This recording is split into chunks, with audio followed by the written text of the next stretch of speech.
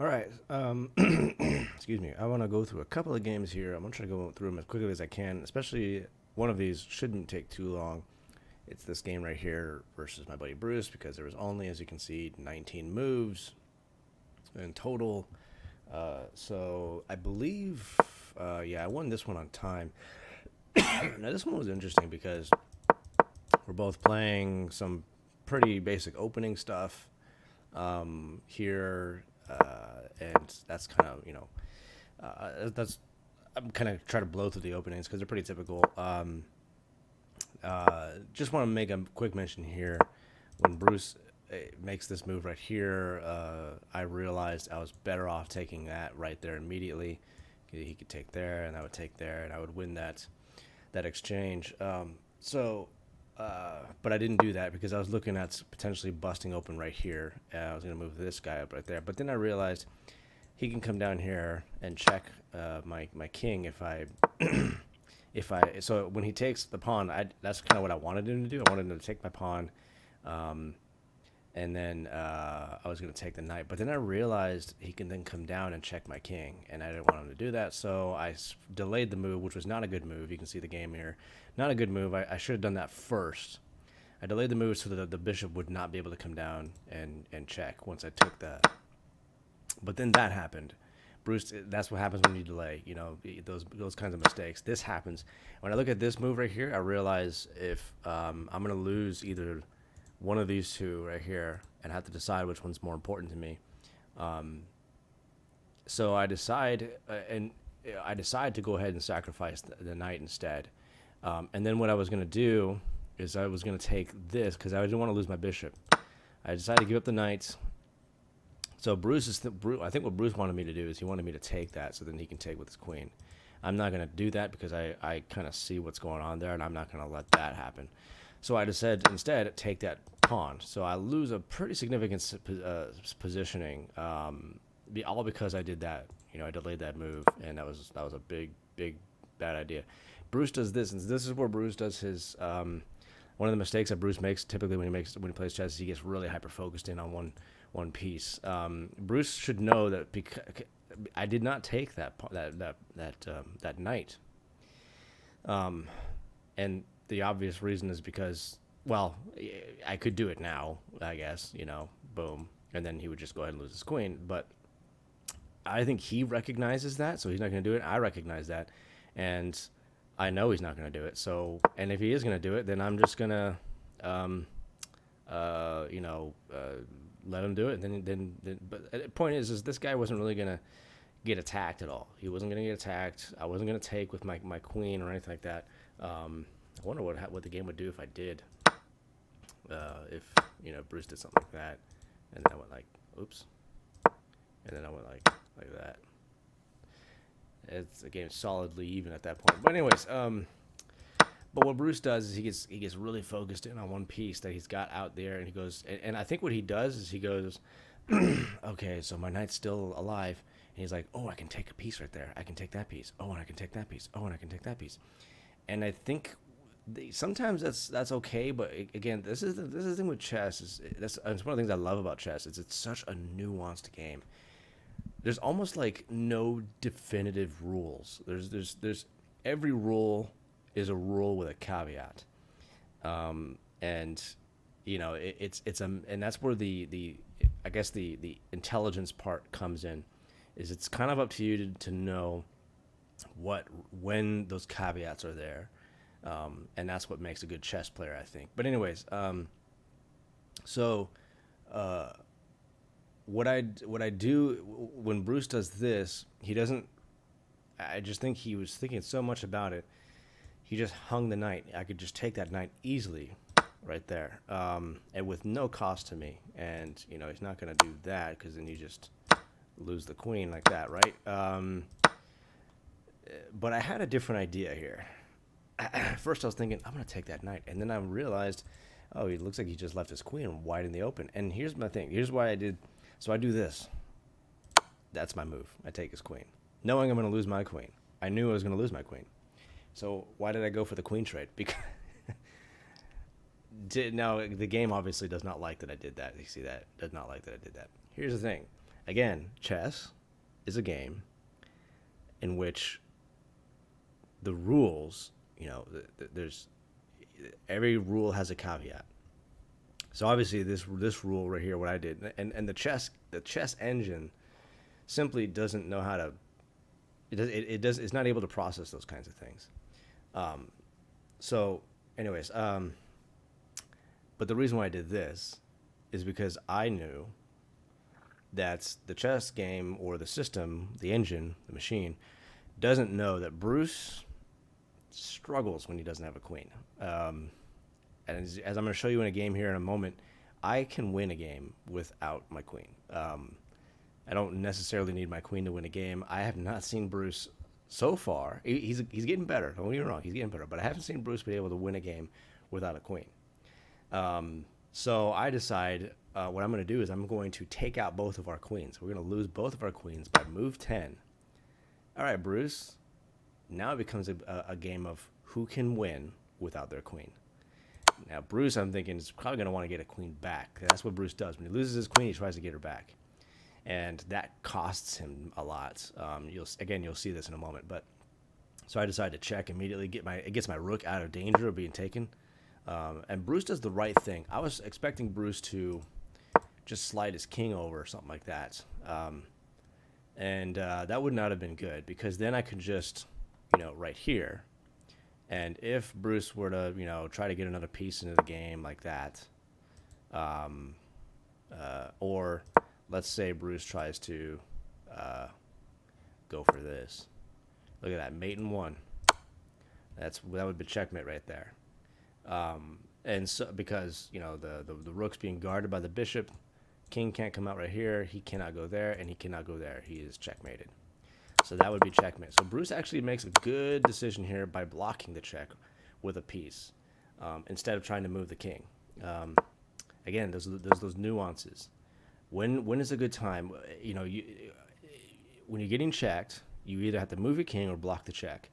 And the right move always depends on the board and the situation on the board and analyzing the situation on the board. All right, so I'm deciding at this point I want to go ahead and get my bishop out and then attack his knight, which turned out not to be a great move because then now I knew this was going to happen. He's hanging, and then he's coming under attack next. But I just moved my bishop. It's no big deal. Bruce is in a winning situation. He just has to push up pieces. And I see this move right here, and I decide to go ahead and block the ability to check. It also, because if Bruce were to check right here, my king can't take, and my king also cannot castle. So I blocked that, and there's that move. And then here comes this one right here, and Bruce moves that. Bruce thinks I'm attacking the knight. I don't mean to do this with Bruce, but he always falls for this. I mean, he always falls for it. He's done it numerous times. He thinks I'm attacking that. I'm actually going for that right there. And then there goes one of his rooks. His bishop comes down right there. I'm not sure what that's doing. Here's where Bruce loses on time. He ran out of time. I think Bruce. There's a couple of things that here that went bad for Bruce. Which is when I say bad, I mean what I mean is, I think again Bruce didn't know exactly what to do at this point. He was in a pretty winning situation up until this point. At this point, you're in you see the game. You're in a totally losing position. There's really nowhere for your pieces to go that wouldn't lose the pieces that you already have significantly with little cost to me. But the other thing too is Bruce is a busy guy, so I think he just kind of just doesn't have time right now. He's busy with a lot of things and stuff, and so anyways, so there's that game. So can't blame him for that one. This one is the really crazy one. So we have these openings right here. I made the risk, which was actually the game liked this, where I decided to attack the knight, move his knight right there. Now this is where I made the mistake. I should have pushed a pawn up right there. That's what the game wanted me to do anyway, even though that was kind of hanging the pawn. But there you go. I decided to do that instead. The game doesn't like that. Bruce starts doing some funny stuff over here, and I blundered that knight because I wasn't even when we played this game. I wasn't even focused on this game very much. I was just kind of whatever. I was focusing on something else, and that's not a good thing to do when you're playing chess. When you're playing chess with somebody, you know, you obviously we have 3 days to make our move, so you have plenty of time. Don't make stupid mistakes, Chase. And I do that and just immediately lose my knight. But the good thing is I got my queen right here. It's a nice position because I can actually force a checkmate. Look at this. See that? There's a chance to force a checkmate. How do you do that? Boom, right there. Right there. Checkmate. Could have ended the game right there. But I missed it. Totally missed the opportunity. I decided to push that up instead. I don't remember exactly what I was doing with that one. I don't know what was going on with that move. And then Bruce does that, and I could still go for the checkmate. But Bruce is going to use... I think Bruce is just trying to get creative. And he's trying to get a little bit outside the box, as it were, which is good. Not always, but it's good to at least that you know your head's in the right place, I guess. But excuse me. This isn't really the way you want to attack pieces with the rook in the center. Rooks do better attacking on the outside areas. They're just not very maneuverable pieces. So, you know, there you go with that one. He's attacking that pawn. I push the pawn up. My plan is, again, because I was going for a different checkmate, and I didn't realize I had a better checkmate in the, right there, and then boom, come down and check. There'd be checkmate right there. But he takes that, and so, you know, everything, all that's out the window. He checks my king. Now I can't castle anymore. And then I do that, and then I lose my queen. Just like that. I just totally blundered it. And when I blundered that, I realized, I was like, oh boy, this is not going to be good.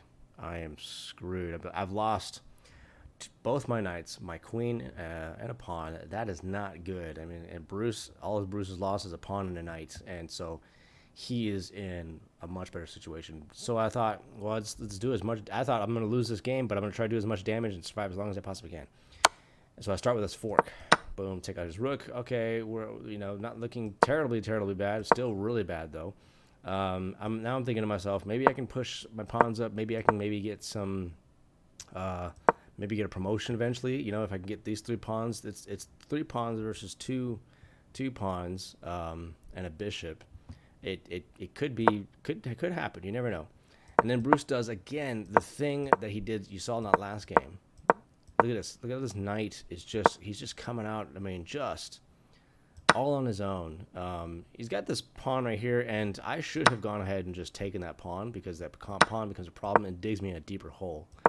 I don't know why instead I decided to. I should just, you know, if I could have taken right there, I might lose the pawn, but I got a rook that can kind of just roam free up here. That could have happened. And so Bruce does what Bruce wants to do. Bruce wants 2 queens. He's like, dude, I can get 2 queens on the board here. Like, this is crazy. And I know I can't. Now I'm really stuck. But so he's looking at potentially 2 queens. And what he's gonna do is he's gonna attack my rook right there and force my rook right here, which was kind of dumb. I should just gone ahead and slid over right there because Bruce's next move is obvious, right there, and now attacking the rook. All right, so now I have a really bad situation. If I decide to block the check, I mean the promotion, which would be a check, he just takes right there. My king tries to get close. Boom. I'm forced this way, or I could, you know, it'd be better if I went that way. And then promotion, I'm in serious trouble. So what's the best move for me to do at this point? I can't leave my rook there because if I leave my rook there, you know, let's say I do that. Well, you could do that, and then, you know, there you go. I could do that, but see, again, I'm down so much material. I mean, it's not good. So I decided to move. I can't lose any more material. I have to keep as much material as I possibly can, especially my rooks. I mean, they're going to become so important to me, and they do become important to me at the end of this game. You will see. So I decided to move my rook to safety so that if he promotes, I can take. I lose, but I take. Now, Bruce should have just gone for it, because then, boom, you lose. You force me to lose a rook, and all you're really losing is a pawn. Really, at the end of the day, that's really all you're losing. So, and even the game counts it as a pawn loss. See, watch this. See, it only counts it as a pawn loss. Whoops. And so, there you go. and that you basically would be just losing a pawn for a rook. You'd be trading a pawn for a rook. That's a trade I would go for any day. That is like close to just a pawn for a queen.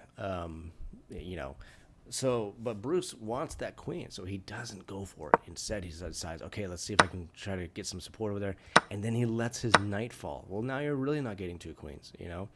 Um, and you were never really going to get two queens just because of the way you played that. You did not put support down. You didn't bring support down. You got all these pieces just sitting up here and they're doing nothing.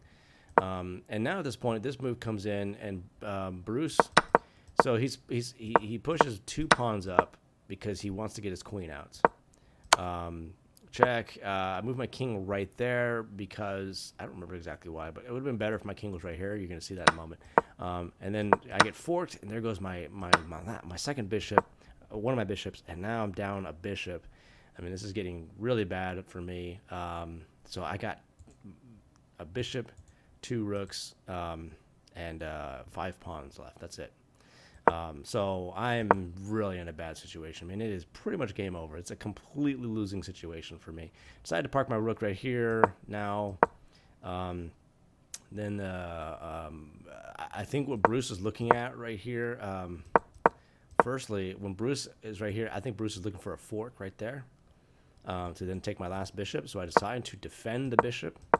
I'm in desperation mode, really. And then I don't know why I decided to protect a rook, but that bishop right there is actually going to be a good spot. So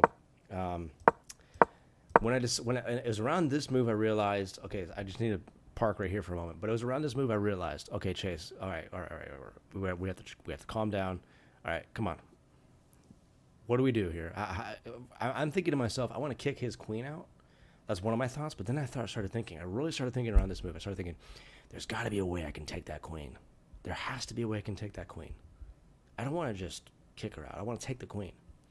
And when I started really sitting here looking at this board and thinking about it, I went, oh, that's when it hit me. I know how I can do it. It's going to be a trap.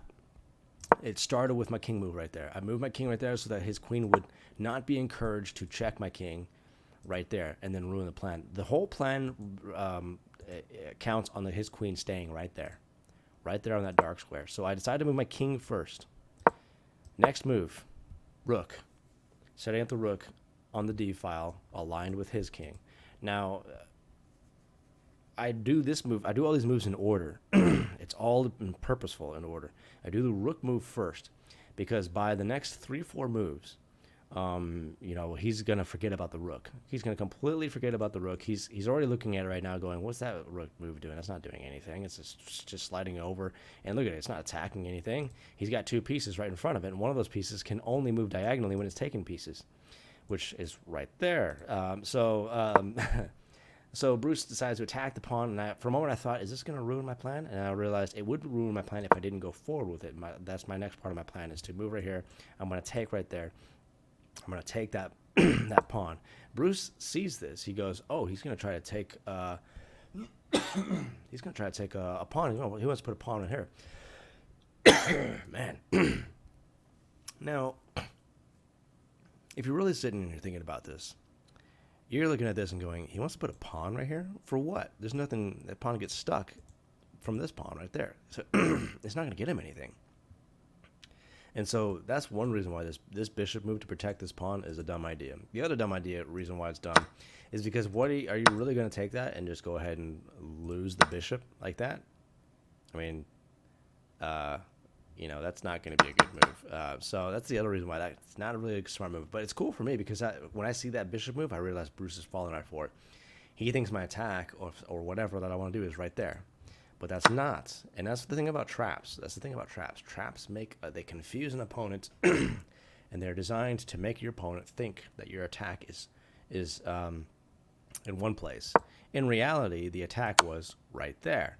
So, boom, there's a check right there on the king. He's forced to move his king while he's going to lose his queen. Just like that. That was the attack. That was the whole plan the whole time. And so as soon as I did that, as soon as I took his queen, the game was now even.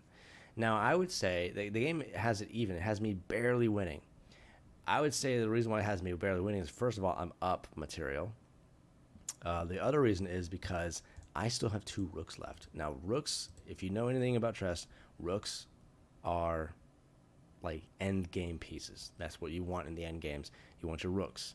So that's one of the reasons why I wanted to save my rooks in case I was able to get in, managed. I was able in case I managed to be able to get us in an end game scenario. I wanted to make sure I was keeping my rooks. It was a long shot, but hey, I pulled it off. So um, he does this. Bruce realizes, oh, I don't have a queen anymore. So he now Bruce goes into I have to get a queen mode. So he's just gonna start. He throws the pawn up, and I'm like, I'm not gonna let him do that. So I'm gonna go ahead and take. The game didn't like when I did that, but I'm not gonna let him just take right there, and then I have to move my rook right there, and then Bruce could move right there, and then I have a rook that just gets stuck right here, having to prevent Bruce from promoting. So I'm just gonna go ahead and take that. I don't mind doing that. So there's this, and I guess this is an attack on this, so then he can push that down. I guess, but that's fine with me. I'm gonna go ahead and take that pawn out. All right, so now we've got this his potential promotions out of the way. He's not going to promote again. Now it's time for me to go on the attack. I'm finally in a position where I can go on attack. And then so Bruce does this. And I think what Bruce was thinking at this point was because the rooks are no longer lined up, connected and protecting each other, he was going to attack this rook and try to force, because he's thinking, oh, my rook's protected by the king, it's going to put pressure on this rook to run away and get out of the way here so that Bruce can then maybe come down and check right there. But he didn't realize that right there, that his rook, he put his rook under direct fire, not only in direct fire, but direct fire that cannot be taken by the king because he's protected by my rook. So when I saw that move, I was like, what? I was like, what? Like, seriously? That was not a good move, Bruce. And so that's where he just dug himself in an even deeper hole. There you go. Now all your rooks are gone. You got 2 bishops left. Bishops are fine in-game pieces, but they're limited because the bishops can only move on their respective colored squares. In other words, white square bishops can only move on white squares. Dark square bishops can only move on dark squares, and rooks can move on either one. They can only just move, and they can move as far as they want. Only in just up or down, left or right, kind of thing like that. But so Bruce is forced to move, check again, and you're going to see right here the superiority of rooks versus bishops in endgames. Now he's going to attack my my bishop. So I decided to protect the bishop because that bishop's going to be really important to me. He does his next move, which is attacking my rook. All I got to do now is just slide the rook up. He's still a dangerous threat. It's going to take this to then threaten that. But anyways, so Bruce, I think Bruce is kind of like, well, I don't know what to do at this point. So he attacked my king. I could do a couple different things here. I could move my king right there, but then Bruce can just continue to harass me with checks. And I'm like, nah, I don't really want to do that. So I decided to move my king right here. This would force Bruce to have to take, because what I'm setting up another trap. It's the same basic trap on this bishop right here. So we move right there. There's check right there, and then he's going to lose that bishop. So, and I'm not doing that because I'm trying to, because you can play chess to insult somebody and just take all their pieces. That's not why I'm doing this. I just realized, in my mind, I'm thinking there's no checkmate until I get rid of this bishop. So Bruce is going to start pushing up because he's like, I don't know what to do at this point. I'm going to have to just try to promote, attack the rook and do a promotion, kind of thing like that. And I think what Bruce is thinking again at this point. So I think Bruce is thinking if I attack right here, he's not going to be able to. He's going to right there block. He won't be able to take because bishop right there, kind of thing like that. And I just think that might be what he was thinking. I don't know, but I do think that Bruce. I think the biggest weakness for Bruce, the biggest weakness, is he doesn't think what his opponent's trying to do. He doesn't think about what I'm looking at doing. He's dead focused on what he's doing, which is an easy thing to do, especially when you're just new to chess. It's really easy to get so laser focused on what you're doing and not think about what your opponent's doing. But it's so essential in chess that you're thinking about your opponent, because chess is all about anticipating moves ahead. And so you're trying to think about, what if I am, so for Bruce is black. So Bruce has to be thinking, if I'm white, I have to be thinking about what black wants to do. Well, first of all, you already fell for a trap with that was a bishop and a rook connection. So you got to be looking at this and going, yeah, that's not a good thing. So you probably want to be thinking about maybe getting your king right there, like that. it's still not a good situation for you, because you got two pawns are here blocking your king from even moving even further, and they're all blocked by pieces down here. But that's what you're going to want to be thinking of. I mean, it's pretty much a losing situation for black. I mean, there's really no winning situation at this point. So we go for the check. Take that bishop. Bruce is going to now he does an interesting move here. This actually blocks my rook from, at this point, Bruce could capitalize on that and start moving his king a little bit further to safety.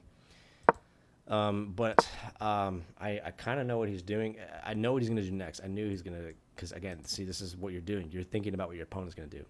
He's going to push this guy down to attack the rook. The problem is, once you do that, you just leave this bishop, because there's really nothing here. These guys are stuck.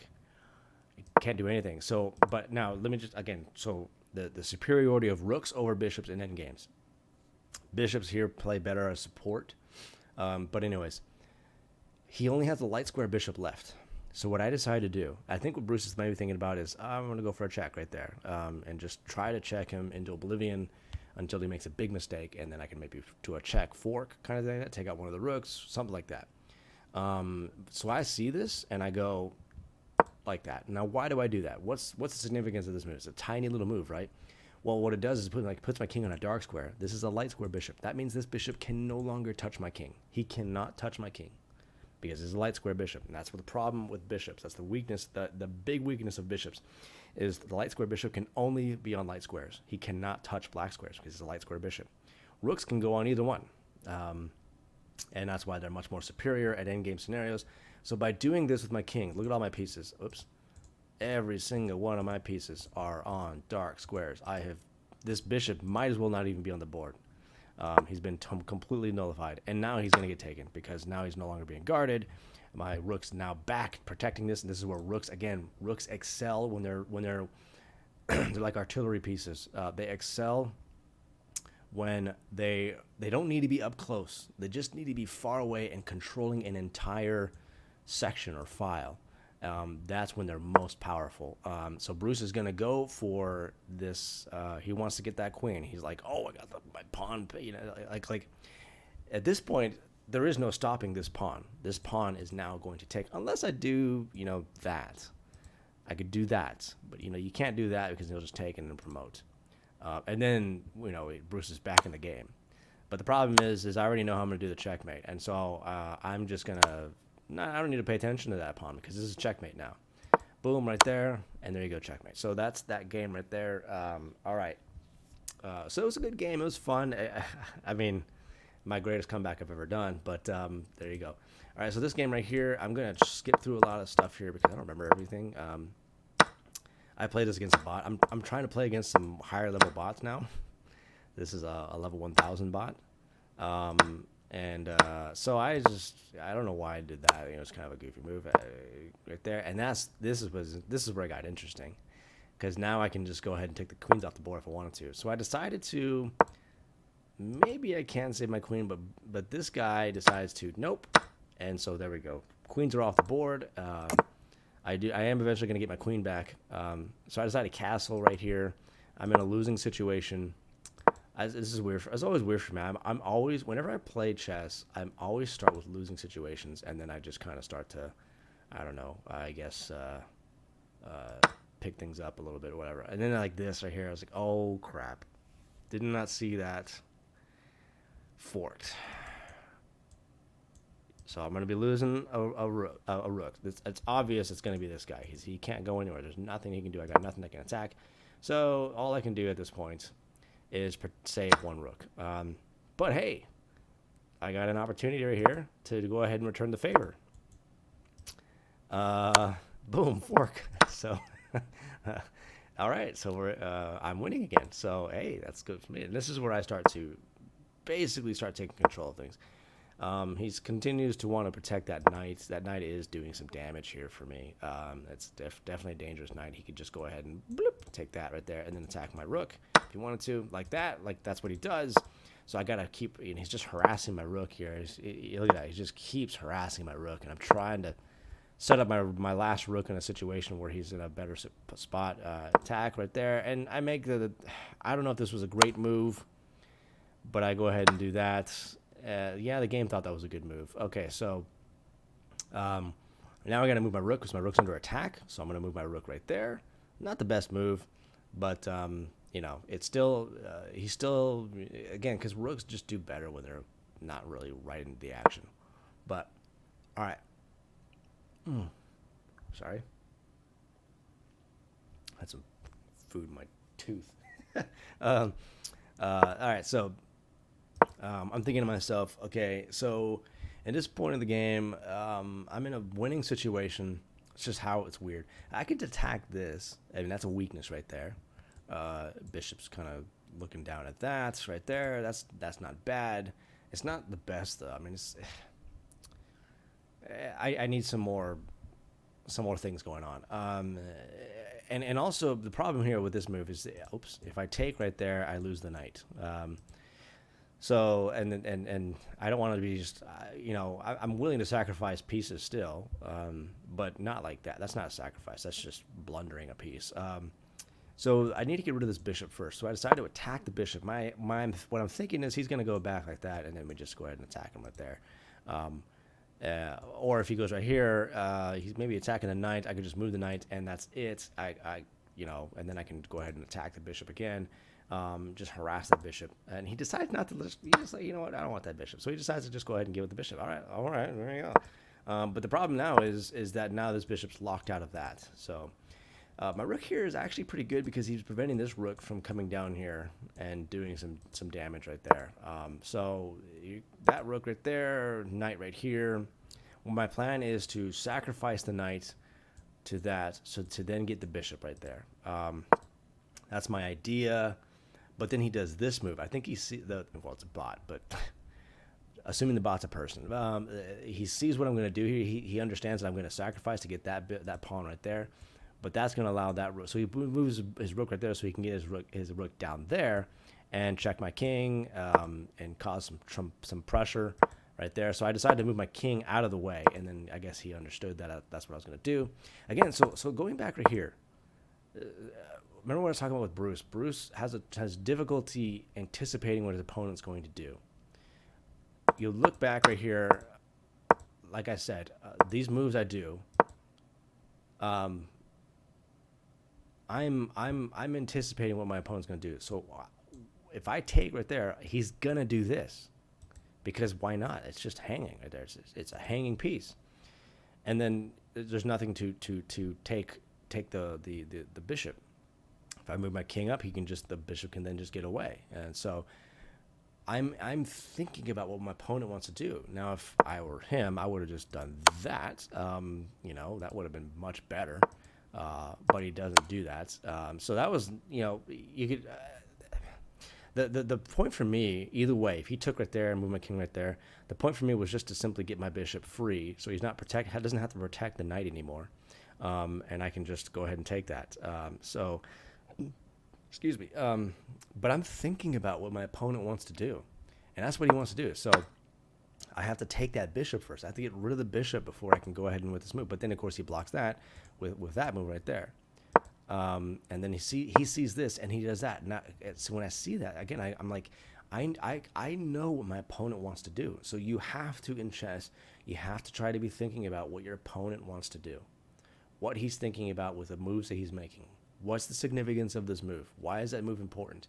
If you're not doing that, you're just going to keep losing at chess because you have to be thinking as much about what your opponent wants as what you want. And it's clear with this rook move, what my opponent wants is, if I do this, he does that, I do this. This rook can now run around and do a lot of stuff right here and just get a nice position at that point. And then, so when I see that, I realize, oh, snap. So I got to get my king in a better position before I go for this attack. And then he moves the rook out of the way.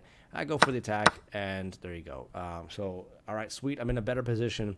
This knight basically isn't doing a whole lot anymore. He's just kind of there. I'm thinking about getting my knight right here, and maybe he can take, and then I just take. He's probably not, this level 1000 bot, probably not that dumb. But I see this move right here. I tuck my knight right there. I'm like, if he takes, that's fine. I could take with either the bishop or the rook. Doesn't really matter. It's probably better with the bishop because then I can also attack the rook, and I give that rook even less freedom to go where he wants to go. But I do know if he comes down here, there's no check.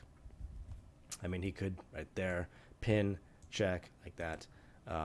And then, I probably have to move my king. I don't want to move my king right here because then he can really get stuck. That's not going to be good for me. So, anyways, this right here, I think what he's doing right here, the bot, is anticipating this. Oh, no, no, no, no. Yeah, he's attacking my rook right there. So I have to move my rook. And there's only one place for my rook to go, really. I mean, there's two, actually. I can move him right here, but I don't want him to get too close. I could, right. It's probably better for me right there. So I move him right there. Rook comes down there. Now, when that knight attack is to force my rook away, because what he wants to do is he wants a rook right here so he can break through right here. And he could do it right here. I mean, either way, one of the whatever. I mean, I got two hanging island pawns right there. So, there you go. So at this point, I'm thinking to myself, okay, once he does this, I'm like, oh, sweet, I can fork him right there. But the problem is he can just go ahead and take my knight. So if I go right here, oh, like that. And I just blunder a knight. I lose a knight for nothing. So that's not going to be a good move. I mean, we're really at an endgame scenario right now where you got to really be thinking about every single move. Every single trade is important. So what I was thinking about doing is I want to go for the fork, but I got to get rid of the knight first. The only piece that I have is the bishop. So that would mean I would have to move my bishop right here, take his knight. I'm going to lose my bishop, but I get the fork and get the rook. Once I get the rook, so basically the trade here is I lose a bishop to take a knight and to take a rook, which would leave me with a rook, knight, endgame scenario. And the other problem for me is I gotta watch out for these pawns, especially these two, and especially this guy. He could become potential pass pawn. Well, maybe, we don't know, but I have to watch out for them. And this right here, I'm gonna get a queen with this guy. Because look at that, he's all out there by himself. I just got to get rid of what's going on here. So I decided what I need to do is, I need to get my, what was the move here?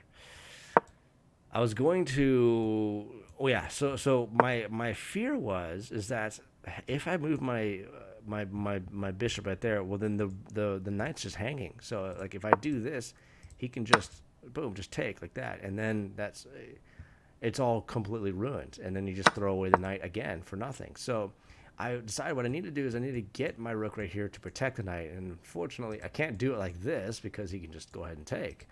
He has to come all the way around like that. That's going to take me 2 moves to do that, and what's going to happen in 2 moves? That was my big fear. And so I decide I'm going to go ahead and do that, but then he just goes ahead and just just does this. So I'm like, okay, cool. So that problem got solved. Boom, fork. Goes the rook. All right, we are on track. And then he starts just taking off pawns. Fine, whatever. Those aren't going to really do a whole lot. So I decide what I'm going to do. All right, we're going to go for the pass pawn. So I'm going to move my bishop out of the way. Right here, he's not doing really anything. So I want to move my bishop out of the way, but I also want him to still be doing something. And right here, he's not going to be doing anything. So these squares right here is where he's going to be doing the best. He's going to get stuck kind of right here. I mean, I could move him right there, pawn up, and then move him back right there. But I just want to put him in a situation where I don't have to worry about moving him anymore. So I don't have to waste moves on moving my bishop. I can just focus on just boop, boop, just going all up like that. And then, but my big fear was that attack. I was like, okay, well, I have to just move my bishop. Fine, whatever. All right, so here we go. Here comes the pawn. We're gobbling out pawns, and he makes that move. He takes that pawn, potentially passing. I'm not gonna let that happen, so I'm just gonna go ahead and take. Boom. There, I have a queen. Sweet. And check. Check. And then it's pretty much just game over at this point. Like that. Boom. And there you go. Game over. That's that. So just a couple games there for you guys. Just there you go. All right, so I hope you guys enjoyed that. I hope you guys learned something from this, and play some more chess, because chess is a lot of fun. Even though I get pretty competitive when it comes to chess. I really, really like. I want to win. But it is fun. It tests your intellect. It tests your ability to think. And if I could put chess this way, chess is a game. It's a game in which you are creating a puzzle for your opponent, and you are making that puzzle increasingly harder to the point of impossible for your opponent to solve, who is at the same time trying to do the same thing to you. That's basically what chess is. It's just an ever-evolving puzzle game. All right, so that's just one way to think about it. There you guys go. Hope you enjoyed this.